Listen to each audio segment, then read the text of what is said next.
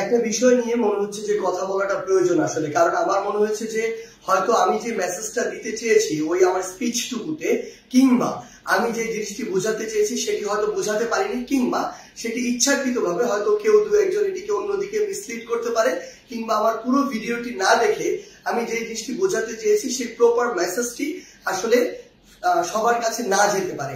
সেই জায়গা থেকে আমার মনে হয় বিষয়টি ক্লিয়ার করা প্রয়োজন। সেটি হচ্ছে, আমি আমার ঠাকুরগাঁ জেলার একটি মত বিনিময় সভায় আমার হিন্দু ধর্মাবলম্বী ভাই বোনদেরকে নিয়ে একটি বক্তব্য দিয়েছিলাম, যেই বক্তব্যটিকে অনেকে অনেকভাবে আসলে প্রচার করার চেষ্টা করছেন। প্রথমে আমি একটি জিনিস স্পষ্ট করি, সেটি হচ্ছে এই বক্তব্যটি শুধুমাত্র ঠাকুরগাঁ জেলার জন্য প্রযোজ্য ছিল, কারণ আমরা তো অনেক জেলায় গিয়েছি, বাকি জেলায় তো এই কথাগুলো বলিনি। তার মানে ঠাকুরগাঁ জেলায় এই বক্তব্যটির একটি বিশেষত্ব রয়েছে, এবং এটি সত্য। আপনি যখন ঠাকুরগাঁ জেলার ওই আমাদের আসনগুলোর দিকে দেখবেন সেখানে যে ভোটের সংখ্যা, সেখানে আমাদের হিন্দু এবং মুসলিম যে ধর্মাবলম্বী ভাইরা রয়েছে তাদের মধ্যে ভোটের রেশিওটা হচ্ছে অনেকটা 45-55 বা কিছু কিছু জায়গায় 50। ইভেন আমার যে ইউনিয়ন সেখানেও এটি প্রায় 45-55 এই ভোটের সংখ্যাটি হিন্দু ধর্মাবলম্বী এবং মুসলিম ধর্মাবলম্বী ভাইদের মধ্যে। এখন আমি যে কথাটি সেখানে বলেছিলাম সেটি হচ্ছে, আমার সবচেয়ে খারাপ লেগেছে আমি যখন দেখেছি আমি আমার এলাকার যে ভাই বোনদের সাথে, যে বন্ধুদের সাথে, যে ছোট ভাইদের সাথে, হিন্দু ধর্মাবলম্বীদের সাথে একসাথে বড় হয়েছি, একই স্কুলে পড়েছি, একই জায়গায় পড়াশোনা করেছি, প্রাইমারি স্কুল লেভেলে, হাই স্কুল লেভেলে, তারা যখন আওয়ামী লীগ সরকার চেঞ্জ হওয়ার সাথে সাথে একটি ভয় নিয়ে, একটি আশঙ্কা নিয়ে তারা যখন ঘর বাড়ি ছেড়ে ওই ভারতের সীমান্তের দিকে রওনা হয়, যখন তাদের ঘর বাড়িতে হামলা করে, এটাও সত্য, ওই হামলা কিন্তু ধর্ম দেখে হয়নি, ওই হামলা হয়েছিল পলিটিক্যাল যে বিষয়গুলো সেই বিষয়গুলোকে প্রাধান্য দিয়ে।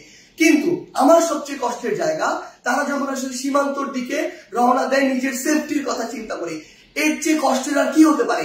কেন তাদেরকে ধর্ম দিয়ে জাজ করা হবে? এই আন্দোলন তো নির্দিষ্ট কোনো ধর্মাবলম্বীদের আন্দোলন ছিল না, এই আন্দোলন বাংলাদেশের সকল ধর্মের, মতের, বর্ণের, সকল বয়সের, ইভেন ফ্যাসিস্ট আওয়ামী লীগ বাদ দিয়ে সকল রাজনৈতিক দলের অংশগ্রহণের একটি আন্দোলন ছিল। সেখানে তারা তো বাংলাদেশের নাগরিক, বাংলাদেশের নাগরিক হিসেবে কেন তাদের মধ্যে এই ভয়টি থাকবে? কেন তারা এই বর্ডারের দিকে যাবে? সেই জায়গা থেকে আমি বলেছিলাম যে এই দায়টি আসলে একদিক দিয়ে আপনাদের উপরে যায়। আমার যুক্তিটি বুঝতে হবে কেন আমি বলেছিলাম যে এটি আপনাদের দিকে যায়। কারণটি হচ্ছে, আমাদের ওই নির্দিষ্ট এরিয়ার জন্য, আমি পুরো বাংলাদেশের কথা জানি না, আমার ওই নির্দিষ্ট এরিয়া ঠাকুরগাঁ কিংবা আমার যে ইউনিয়ন বা উপজেলা, ওই নির্দিষ্ট এরিয়ার একটি মেসেজ, এটি সবাই স্বীকার করবে, এটি মনে করা হয় অলমোস্ট 80-90% কেস এটি এমন, এটা সবার মধ্যে একটা চিন্তা সেট হয়ে গিয়েছে যে কেউ যদি হিন্দু ধর্মাবলম্বী হয় তার ভোটটা নৌকাতে যাবে।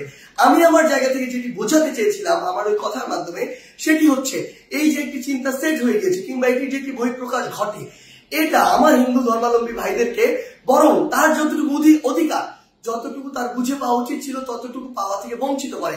কারণ আওয়ামী লীগ অন্তত ওই অঞ্চলটুকুর জন্য মনে করে এই ভোট ব্যাংকটি আমার ফিক্সড। এবং সবচেয়ে বড় যে সমস্যাটি হয়, তখন কেউ একজন যখন সহজে কাউকে পেয়ে যায় তার মূল্যটি আর দিতে পারে না। সেম জায়গায় আপনারাই, আমাদের যারা হিন্দু ধর্মাবলম্বী ভাই বোনরা রয়েছে, আপনারা চিন্তা করুন তো, এই বাংলাদেশে বিগত 16 বছর কত বড় বড় ঘটনা হয়েছে, বিভিন্ন উপাসনালয় থেকে শুরু করে হিন্দু ধর্মাবলম্বী ভাই বোনদের উপরে, কোনটির বিচারের সর্বশেষ এবং যৌক্তিক একটি বিচার এই বাংলাদেশে আওয়ামী লীগের আপনারা দেখতে পেয়েছেন? আওয়ামী লীগের আমলে আপনারা দেখতে পান নাই। বড় বড় যদি হাতে গোনা 5টা ঘটনা আপনি একত্রিত করেন, কোনটার আপনারা এই পর্যন্ত যৌক্তিক বিচারটি পান নাই। তো আমার জায়গা থেকে আমি যেটি বোঝাতে চেয়েছিলাম, এই যে আমার ওই ঠাকুরগাঁর জন্য এই যে ফিক্সড একটি ভোট ব্যাংকের যে একটি মেন্টাল সেট আপ তৈরি হয়ে গিয়েছে, এটা বরং যতটুকু অধিকার আমার হিন্দু ধর্মাবলম্বী ভাইরা, কিংবা যতটুকু পাওয়া উচিত ছিল ওই সরকারের কাছে থেকে, ওই এমপিদের কাছ থেকে, ক্ষমতাসীনদের কাছ থেকে, ততটুকু তারা পায়নি। আবার বিপরীত দিকে আরেকটি ঘটনা হয়েছে সেখানে, সেটি হচ্ছে বিএনপিরা মনেই করে যে আমার যারা হিন্দু ধর্মাবলম্বী রয়েছে সেখানে তারা সম্ভবত অধিকাংশ ক্ষেত্রেই তাদের ভোটগুলোতে নৌকাতে যায়। সেই ক্ষেত্রে তারা যদি কখনো ক্ষমতায় আসে বা থেকে থাকে, তাদের কাছেও যতটুকু গুরুত্ব পাওয়ার কথা বা যতটুকু প্রায়োরিটি পাওয়ার কথা ততটুকু পায় না। তো দিন শেষে কি দাঁড়ায়? দিন শেষে তারা আসলে বোথ সাইড থেকে, আমার জায়গা থেকে মনে হয়েছে ওই নির্দিষ্ট এরিয়াটিতে বঞ্চিত হয়েছে। এই জায়গায় আমি বলতে চেয়েছিলাম, আপনার কোথাও ফিক্সড হওয়ার প্রয়োজন নেই, যে আপনার কথা বলবে, আপনার কথা শুনবে, আপনার যেটুকু অধিকার সেটুকু বুঝে দিবে এবং আপনার প্রয়োজনে আপনার পাশে দাঁড়াবে, আপনি তাকে ভোট দিবেন। কোনো দল দেখার প্রয়োজন নাই, মার্কা দেখার প্রয়োজন নাই, ভোট দিবেন যে আপনার জন্য কাজ করবে তাকে। এবং আরেকটি যে স্পষ্ট করি, একদম 5ই অগস্টের সেই ছাত্র জনতার অভ্যুত্থানের দিনে সন্ধ্যায় যখন আমার ইউনিয়ন থেকে আমার একজন বন্ধু ফোন দিয়ে বলে হিন্দু ধর্মাবলম্বী একজন বন্ধু, কারণ আমার ইউনিয়নে 45-55 হচ্ছে এই রেশিওটা হিন্দু ধর্মাবলম্বী এবং মুসলিম ধর্মাবলম্বীদের মধ্যে।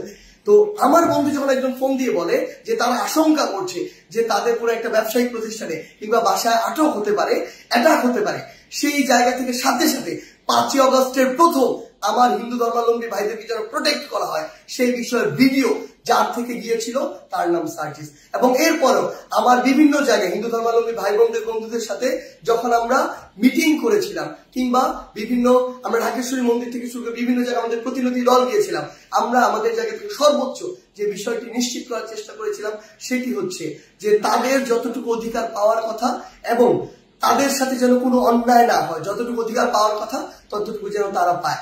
হয়তো আমি আমার জায়গা থেকে সেদিন আমার মেসেজটি ঠিক মতো বোঝাতে পারিনি, যদি আমার সীমাবদ্ধতার কারণে আমি বোঝাতে না পারি সেই জন্য অবশ্যই আমি আমার জায়গা থেকে দুঃখ প্রকাশ করছি, এটি করতে আমার বিন্দুমাত্র সমস্যা নেই। কিন্তু আমার যে উদ্দেশ্যটি ছিল সেটি ছিল অবশ্যই আপনাদের যে অধিকার সেই অধিকারের পক্ষে। এবং আরেকটি যে স্পষ্ট করে বলে দিতে চাই, বাংলাদেশের নাগরিক হিসেবে যতদিন আপনি আপনার এই অধিকারটুকু বুঝে না পাবেন ততদিন আপনাদের পক্ষে আমাদের সবার যে লড়াই, বৈষম্য বিরোধী ছাত্র আন্দোলনের যে লড়াই সেটি চলবে।